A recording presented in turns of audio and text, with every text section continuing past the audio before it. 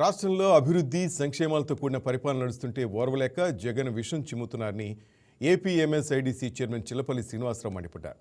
జగన్కి బూతులంటే మహా ఇష్టమని, అందుకే బూతులు తిట్టే వాళ్ళకే ఆయన ప్రాధాన్యత ఇస్తారని ఎద్దేవా చేశారు. కాపుల ప్రతిష్ఠ నిలబెట్టే పని ఒకటైన అంబటి రాంబాబు చేశాడంటూ నిలదీశారు. జగన్కి బాధ్యత ఉంటే అసెంబ్లీ సమావేశాలకు రావాలని కోరారు. గత ప్రభుత్వంలో చేసిన అవినీతి అక్రమాలు బయటకు వస్తున్నాయని చెప్పి భయపడిపోయి ఈ రోజున జగన్మోహన్ రెడ్డి గారు రోడ్డు మీదకి వచ్చి నేను దొంగ అన్నట్లుగా ఈ రోజున నేను కాదని బుకాయించే పరిస్థితి ఈరోజు మనం రాష్ట్రంలో చూస్తూ ఉన్నాం. ఎంత దారుణం అంటే సిట్ దర్యాప్తులో ఆ రోజున జంతు అవశేషాలు కూడిన నెయ్యి కల్తీ అయిందని చెప్పి ఆ రోజున చెప్పిన మీదట దాన్ని ముమ్మాటికి సిట్ నివేదిక స్పష్టంగా చెప్తున్నా ఇది బుకాయిస్తూ ఉన్నాను. అలాగే ఎన్డీడీబీ ఇచ్చిన రిపోర్ట్లో జంతు కొవ్వు అణువాళ్ళు ఉన్నాయని చెప్పారు కూడా.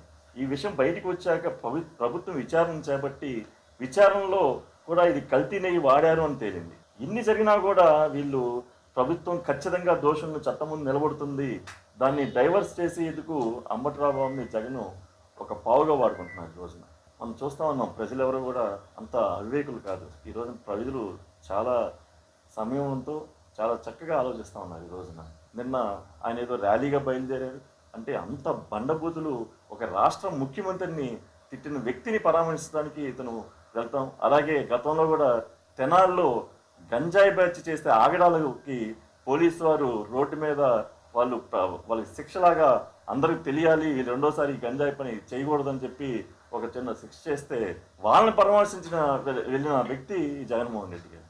అంటే ఈయన మనస్తత్వం ఏందో మనం చూస్తే మనం గమనించవచ్చు. ఇంత దారుణాలకి ఒడిగడతా ఉన్నారు. నిన్నటిని చూస్తే ప్రజలకి వాస్తవాలు తెలిసేలాగా, దేనికంటే మా ప్రభుత్వం ఎప్పుడు కూడా ప్రజలకు అన్నీ తెలియాలి, ప్రజలతో ట్రాన్స్పరెంట్గా ఉండాలని చెప్పి చేసే ప్రభుత్వం మా ఎన్డీఏ ప్రభుత్వం. దానికోసం ఒక ఫ్లెక్సీలు వేస్తే వీళ్ళు చేసిన దానికి గగ్గోలు పెడతా వీళ్ళకి భయం ఏ స్థాయిలో పుట్టిందో ఈ రోజున జనానికి అర్థమైపోయింది.